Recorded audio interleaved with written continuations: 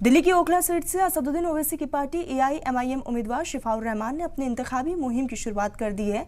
अदालत की तरफ से कस्टडी पैरोल पर बाहर आए शिफाउर रहमान अपने हामियों के बीच पहुंचे। 6 नंबर शाहीन बाग पार्टी दफ्तर पहुंचे शिफाउर रहमान।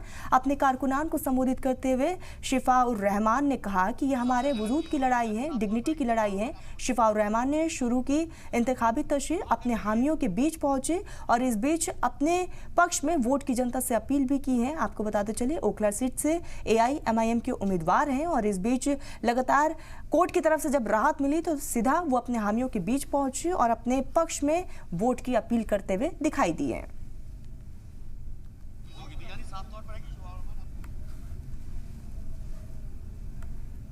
तो सवाल ये है कि पार्टियां डर ना दिखाएं।